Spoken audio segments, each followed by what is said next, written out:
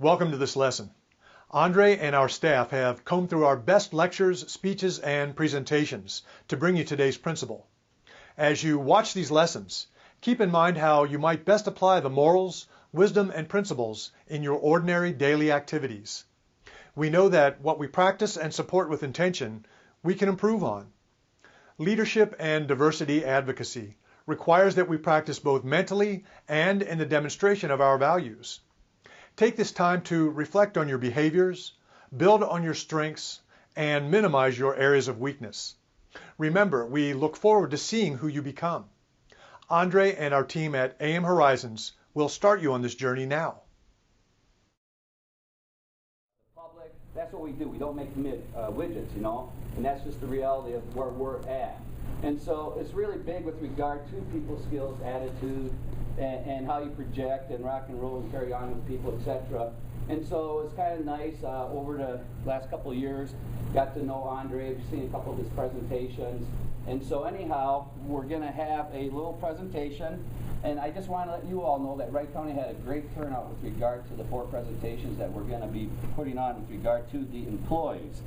And so with that said, Andre Cohen is an energetic presenter, a powerful communicator, and a dynamic teacher. His educational influence spans North American continent. Andre integrates his abilities as an improv comedian, large group facilitator, keynote speaker, and a classroom teacher to captivate and educate his audiences. There are many words to define Andre. You can look at educator, student, improv comedian, speaker, activist, facilitator, coach, mentee, mentor, leader, team member, community organizer, diversity trainer, motivator, friend, and son. But probably the most that depicts with regard to Andre is the enkindled spirit. So with that, let us welcome Andre Cohen, who is the president and founder of AM Horizons. All right. It is so embarrassing to hear the stuff that you wrote about yourself back to you. So I do want to tell you that one of the most important experiences that has shaped who I am was being a high school teacher. And so a lot of the stuff that I will share with you is stuff that I learned as a high school teacher. I don't know about you, but oftentimes as a professional, you go to school, you learn all of this stuff, and then there's the real world, which is putting those things in practice. So I'm going to share with you some of the stuff that I learned being a high school teacher. Also, I don't like using a microphone. Do I need a microphone? Okay, cool. So there's that. So being a high school teacher, one of the things that I would do is I would teach to the test. I don't know if, people have theories and thoughts about, if that's good teaching or bad teaching or whatever. But when my students took the test, they typically did what? They passed it, right? So if that's good teaching or not, I don't know. But so I teach to the test. And when I taught high school on Fridays, I would go through all the material during the week, and every Friday we would have a pop quiz. So my students were very surprised every Friday that we have this pop quiz. But the thing that made them, even more excited was the fact that they knew the stuff that was on the pop quiz. They were amazed. They were like, I know this answer. And I'm like, yes, right? And so what I'd like to do for you is I want to give you a pop quiz, all right? But because I teach to the test, it's important that I give you the what? The answers, all right? So I'm going to give you the answers. And the answers go like this. Fantastic, terrific, great, all day long, huh. All right, so that's how the answer goes. So let's practice. Oh, man, it looks like Andre has already started. I love his sessions. Stand up.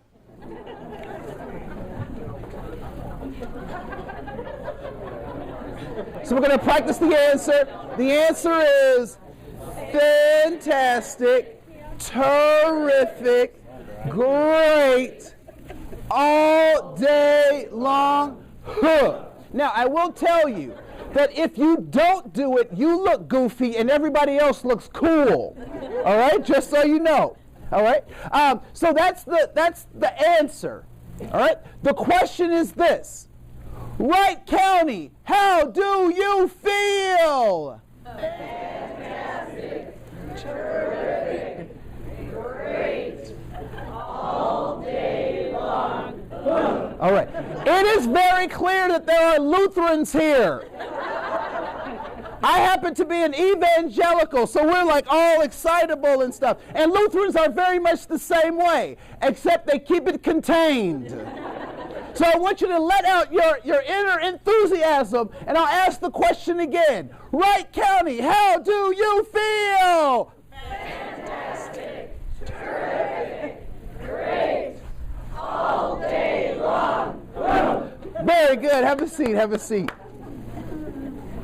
So give yourselves a hand for that. All right. How many people felt really goofy doing that? Or like, that was really dumb? Right? How do you think people who come to us for services often feel about our processes? Right? And so one of the things, I know that's a little energizer and it's a fun thing, but I want us to keep in mind how goofy we felt doing that, or how uncomfortable we may have been doing that, because people who are coming to us for help also feel that way. Particularly, and it's so funny, I work for Anoka County during the day, and at night I put on my cape and I come out to Wright County. And one of the things that I'm really noticing is that there are people who've never been a part of the system, who are now in situations where they have to lose face to get help in ways that they never had to before. And sometimes our systems, because systems are designed to take care of themselves, sometimes we don't remember that we're dealing with people. And so a lot of the stuff that we'll talk about is how do we deal with people, and what is diversity, and how do we show respect, and how do we get respect. So we'll talk about all of those things. All right. If anybody was here for the anatomy class, that is canceled. All right. So there's that. So we'll go ahead and get started. We only have a little bit of time, so I won't waste yours. I got a blank slide. Okay. So before I show that, I want to show this video, and then I want you to tell me what's going on in the video. Here we go.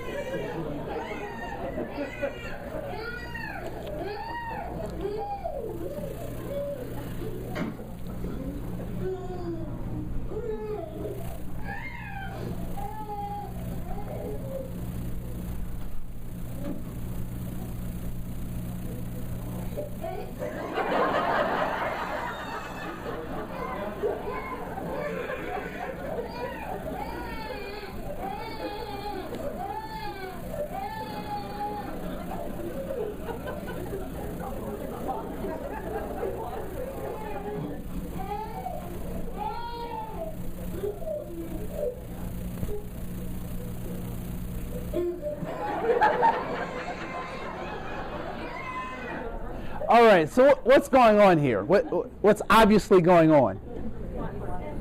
So he wants attention. What else? Getting frustrated. He's getting frustrated. What else? They're provoking him. Okay. What else do you notice? What do you see, or what assumptions can you make? That he wants some attention. Can we assume that this is probably not the first time he's done this? Okay. Can we assume that now, I don't know if anybody else noticed, but the dog was so funny. That was the funniest part to me, because he was just following along. And Yeah, so this probably isn't his first time doing this. And why does he continually do this? Because it worked at one point. Because it's worked. Because it's worked. So one of the things that I do know that there's a lot of training going on, and it's mostly been on his part. He's trained his parents pretty well, but now they've gotten hip to the game, right? So he does that because it works. Now, when will he stop doing that? When it no longer works. I mean, he might be, 25, 30 before that happens, but eventually he will stop doing that because it no longer works. All right? So I'm going to talk a little bit about my approach, because I think that is the key to working with people. Finding out what works and why they do things, and then organizing our strategies to help them accomplish their goals. So first of all, people can learn, change, and grow. At any point, as helpers, as government officials, if we ever forget that, that is the time we need to retire. Even if we, I arrest the same guy for drinking alcohol, I have to hold out for him that there is a hope that he can change. And it's really funny. There are some race scientists who believe that that IQ and certain types of behaviors can be and are genetically encoded into who we are, right? And like one of the videos that I showed, and I have some of that stuff on my website if you're ever interested in that, talks about the strata of IQ, and that the lowest IQ is in the interior of Africa, that the next highest IQ is in Europe, and then the highest IQ is in Asia. And so he talks about all this stuff and how it's genetically encoded. And I just thought about this, like, IQ for what? Right? You take me, for example. Put me on a farm. I'm an idiot. Right? You take a farm kid, put him in the middle of the city. He's an idiot. Right? And so, a lot of the times we talk about these things and what's the purpose. But people can learn, change, and grow. And why do I choose not to believe that my genes determine my behavior? That would take that out. Because that would take that out, all right? It would, yeah, then you can't learn. Then you can't learn and you can't change. You're destined to be who your genes have dictated. And some of the genes in my family, whew, right? All human behavior is goal-directed, which means that people are doing things because they what? They have a goal. They have a goal. They're going to accomplish something. Now, the funny thing is, people's behaviors and what they think is going to accomplish their goals always don't match up, right? So people may think they have this goal, but they exhibit this behavior that's not going to get them to that goal, which leads me to the next point. People do what makes sense to who? To them, even if it doesn't make sense to anybody else, right? So they're doing this because they think it makes sense. And lastly, attitude is a response to a goal. All right? How many people have been a teenager? Been around teenagers, right? Teenagers are full of attitude, right? So describe that attitude. Rebellious, they know it all. What else? They're disrespectful. When we talk about attitude, we typically talk about some kind of emotional response to external stimuli, right? And it's funny because my parents were when I was a kid, they were going to college, and so we were the subject of a lot of psychology experiments, right? And so my mother would say stuff like, go to your room till your father gets home. Go to your room till you learn how to act. And one day I figured it out. So I was in my room for a while, and then I stepped out into the hall and I said, "To be or not to be?" I spent a lot of time in my room. All right. But that wasn't what she was talking about. What was she talking about in terms of changing my attitude? to think about it. Okay? Be more respectful. What's that? Meet her expectations. Meet her expectations. All right? So, my dad was my pastor. So growing up, my dad was my pastor. On Sundays, we would we open up the church at 7:30 a.m. because we had 8 o'clock Bible school. So 7:30 a.m. to 11:30 p.m. We'd stop at 3 o'clock for chicken, not because we're black, but because chicken is delicious. So that was Sunday. All day Sunday was church. So I asked my dad, I say, Dad, can I borrow the car Friday night? And because my dad loves me, what does he say? He says, yes, he loves me, right? So I take the car out, I hang out with my friends, I even put gas in the car. My dad says, I have what kind of an attitude? A positive attitude. And I say, my dad has what kind of an attitude? A positive attitude, all right? Sunday, my friend Dexter calls me and says, Andre, can you pick me up for the show, the movie? And so I know what Sunday's about, but I'm feeling really gutsy this day, right? So I go up to my dad and I say, Dad, can I use the car? And what does my dad say? No. He says no, and he gives me a lecture. He's like, boy, you know, we're going to church, and you know. And so I say my dad has what kind of an attitude? A negative or bad attitude. And what does he say about my attitude? That it is also bad. So what is it that determines an attitude? The situation, state of mind, opposition, starts with G and ends in O. Your goal.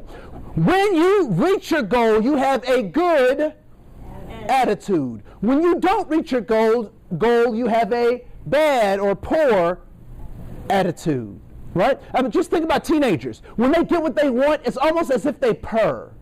Right? And they want to be all close to you and all sorts of stuff. Right? But when they don't get what they want, they smell so bad, right? That attitude is just so funky. So attitude is determined by your goal. So this is a picture of a snapshot of my life. All right. So this is me as a little baby. Wasn't I cute? And then this is me with the bow tie that's as big as my head. It's my brother Will and my sister Crystal. And this is my family in our Cosby years. If you look close, you can see Vanessa and Theo, and right. And then, okay, I gotta admit this. I love Facebook and I hate Facebook. Right. So on Facebook, I'm highly evolved now. You know, I eat organic. I have vermiculture, so I do composting in my kitchen. I do yoga. I do manscaping, you know.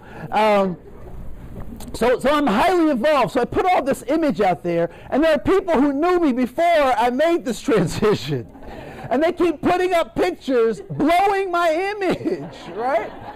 So here's one of these pictures. So this is my friend Samisha, this is Sharon, and then this is me. And then Samisha's left hand, she's holding an Uzi, the gun, right? So she's holding an Uzi, and I'm holding to Sharon's head a double-barreled sawed-off shotgun. Now I heard that you're like, ooh, right?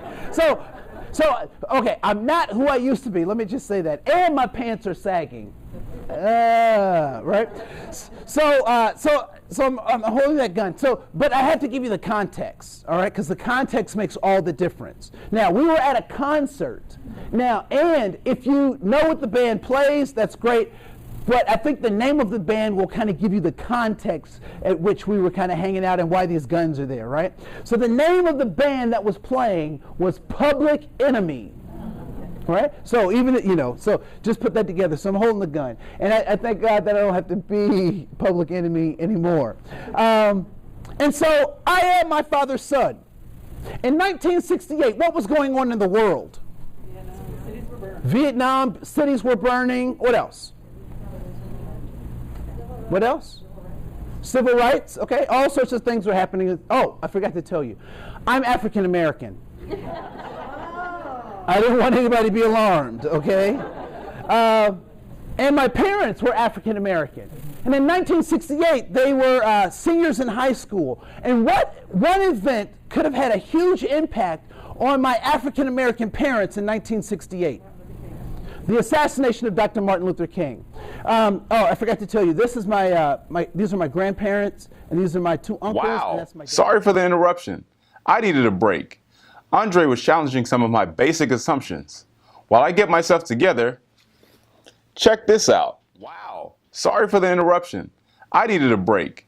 Andre was challenging some of my basic assumptions. While I get myself together, check this out.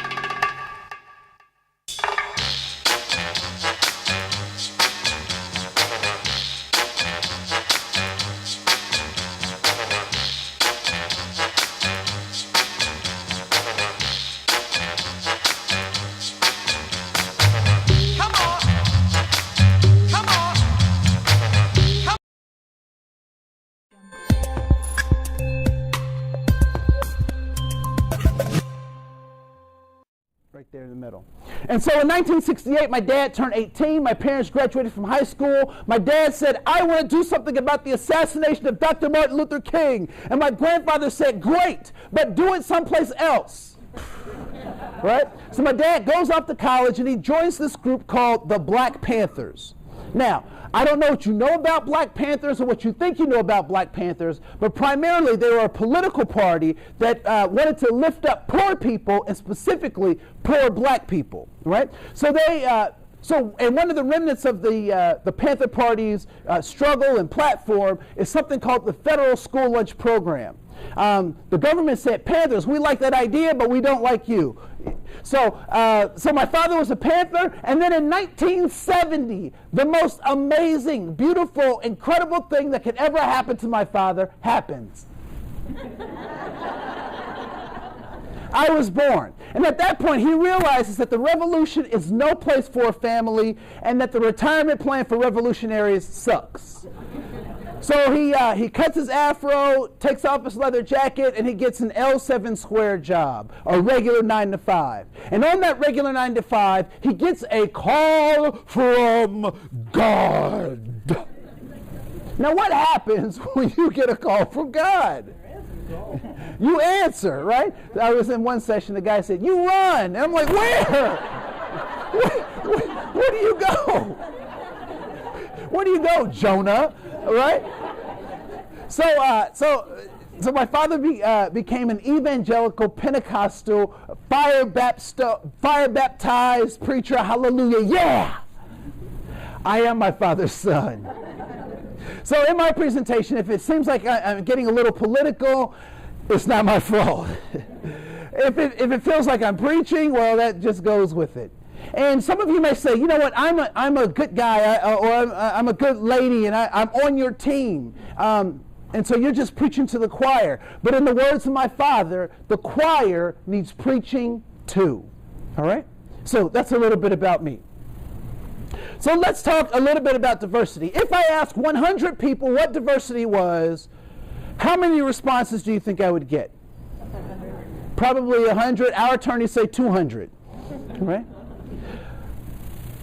So when you think of diversity, what are some of the things you think about? Differences. What is diversity? Ethnicities, religions, okay. All right, sexual orientation, culture, attitude. As a teacher, if I gave all of my students a test and they all gave me different answers, what can I say about my teaching ability? Am I a good teacher? No, depends on the answers are right or wrong. Was it an essay? If I gave everybody 2 + 2 equals 4, and somebody gave me a 6, and somebody gave me 7, I got a 1. as the teacher, I would have to take some responsibility. It is interesting, though, that a lot of times we do blame the students, but that's a whole nother political conversation we can have later, right? So one of the things that often happens, particularly when we talk about diversity, we don't know what we're talking about. We don't have a clear idea of what it is. And so what I'd like to do is offer you a new way of thinking about diversity in ways that are real practical. All right? So here we go. So first, to tell you what diversity is, I want to tell you what it's not.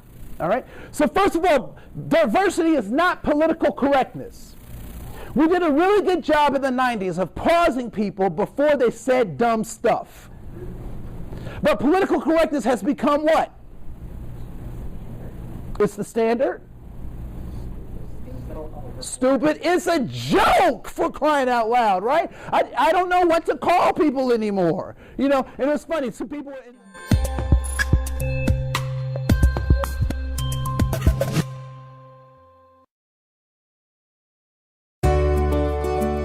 Does your profession require continuing education?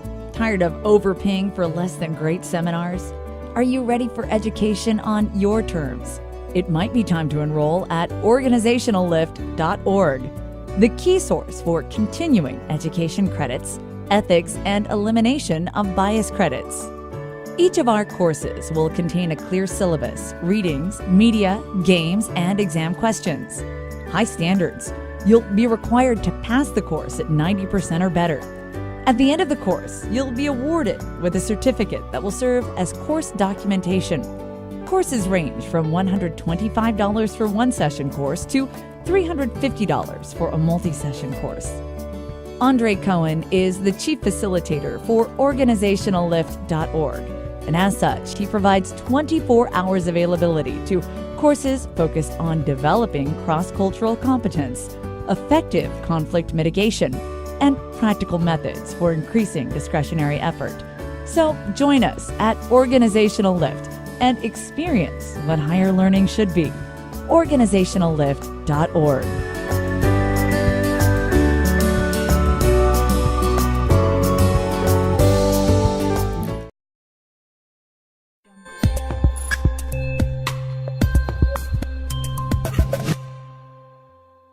All right. Yes, ma'am. Yes, ma'am. Okay. Oh, you're disagreeing. Oh, you are just agreeing. Okay, cool. Was there another delight or surprise? Children. All right. So you were delighted and surprised that people value children. Please raise your hand if you value children, even if you don't have any. Okay, cool. A lot of times when we talk about diversity and we talk about, you know, this kind of cultural competence stuff, we spend so much time talking about ways in which we're different that we don't spend enough time talking about things that make us more similar. Even in being surprised and delighted about those things, we're able to see how we're connected and how we're more similar than we often are not. And at the same time, we're so much more diverse than we oftentimes think about ourselves. Are there any white people in here? Please raise your hand if you are a white person. Okay, cool. Where is white? In the trailer. Don't say Duluth, okay?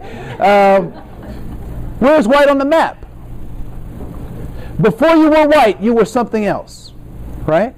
That's what makes America great, is the fact that we all came from someplace else and we decided to become this thing we call America.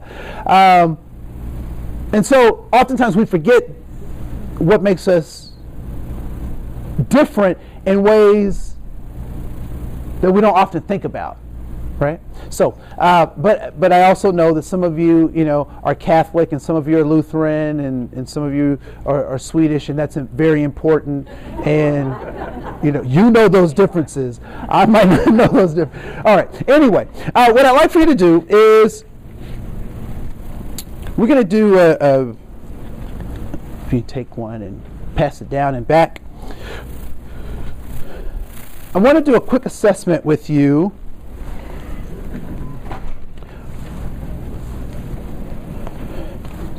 And this activity is called What I Learned Growing Up. And this is both from formal and informal teachers, I'll get you one in just a second.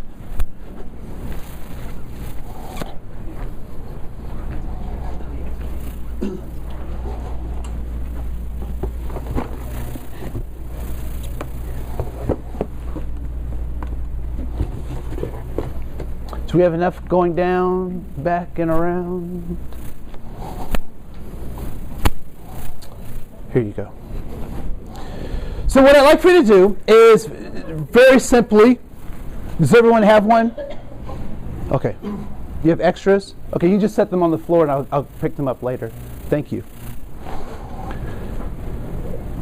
So, these have been your teachers here, whether they had formal curriculum or not. These are people who have taught you about these groups. Now, I will say that this list of groups, these social groups, is not exhaustive. It is, in fact, to make a point. So I didn't include everybody that I could have, and I may have missed some people that I shouldn't have. But yeah. And so these are. So what did you learn from your family and your parents and family about African Americans or European Americans or Latino Americans or Asian Americans, disabled or Native Americans?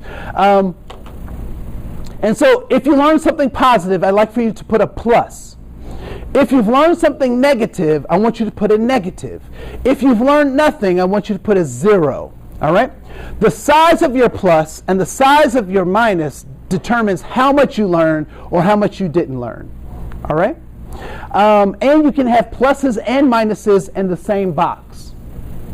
All right? Does that make sense? And so what I'd like for you to do is to spend just a couple of minutes going through each of these categories and giving pluses, minuses, or zeros. All right? So the cards do take a little bit of tenacity, and I thank you for that. They're a little cooler or slicker than I thought they would be. But you can go for it. So I'll give you just a couple of minutes.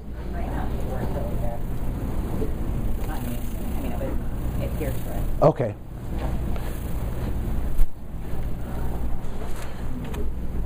I have a dry erase marker if anyone could use one. Okay. Here you go.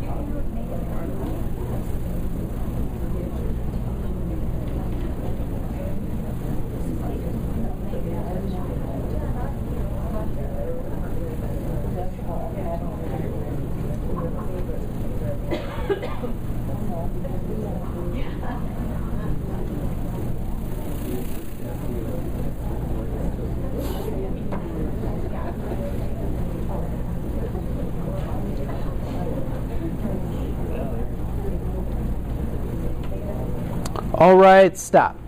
I don't want to know what you have pluses and minuses and zeros in. That's none of my business. This card is for you, and it's an assessment of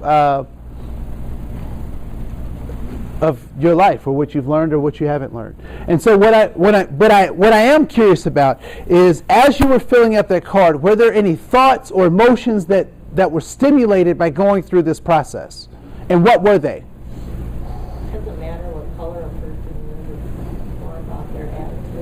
Okay, so it doesn't matter what color a person is, it's more about their attitude. Yes, ma'am.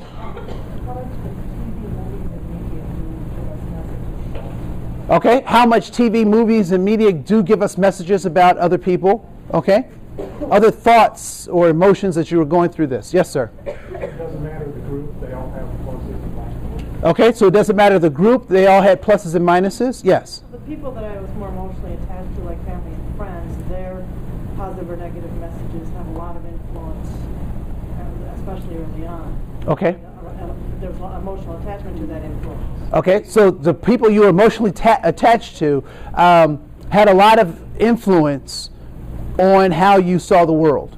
Okay, cool. Other folks, yes. I found my environment had a lot more to do with my thoughts than my parents and family did. Okay, so your environment. But I grew up in East San Diego, so. Okay, so your environment had a lot more to do Than my parents. than your parents did. Okay, cool. Other folks, thoughts or comments? Your personal experiences can change everyone else. Your personal experiences could change everything else that people were telling you.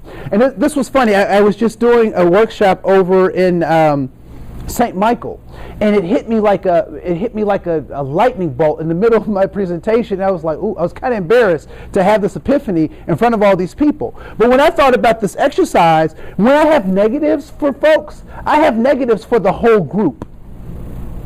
But when I have positives for individuals that were in those groups. And I was like, wow! I mean, it just hadn't ever occurred to me that one way to kind of get over those negatives is to have that one positive individual in that group that you build a relationship with that will help turn the tide of all the negative stuff that you've heard or seen about these groups. Anything else before we move on? How sheltered most of us probably are growing up. Parents and family, you're in a little white Lutheran community, and if, like you were saying, if the negatives outweigh it, if the one black man runs over your foot, you're going to have that negative for the whole. Yeah, for the whole thing, right? So we're so sheltered. I don't remember my folks ever talking, other than disabled. Be nice to everybody. I don't remember my folks talking to me about any other ethnicities or negatives or positives. Negatives or positives, right? I think your age, I grew up, it was cowboys and Indians. My children grew up Native Americans. Okay. Say the word Indian, period. Okay. So your kids grew up saying Native Americans, where when you grew up it was cowboys and Indians, right? Yeah. After I grew up, my parents, when they didn't want us kids to understand what they were talking about, they spoke German. She said when her parents didn't want her to know what they were talking about, they would start speaking German. I'm like, nein danke, right?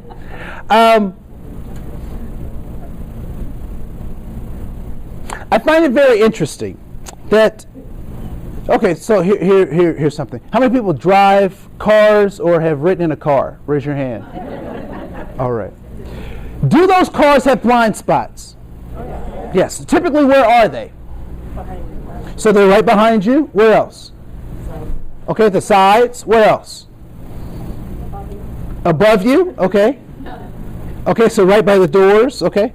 And if you drive a Hummer, the whole thing is a blind spot. Right? Are those blind spots your fault? Okay, so let me ask the question this way. Raise your hand if you're on the design team of the car that you drive. It is not your fault. However, it is your what? Responsibility. Right? And there's two ways to find out about blind spots. What are the two ways? You can look or you can have an accident. Right? These things that people taught us about these other groups are not our fault. However, Andre, that is how you end a session. Thinking about the principle. Now that you have viewed today's principle, we would like for you to reflect on those concepts by responding to these questions. Question number 1. What do you believe was the core message in this lesson? Question number 2. What principles were addressed? Question number 3. How might you apply these principles to your life? Question number 4. What might be the impact on others if you use these principles? As you reflect on these questions, write your responses down in your journal. Re-watch these principles and watch your life unfold in amazing ways. At AM Horizons Training Group, we look forward to seeing who you become.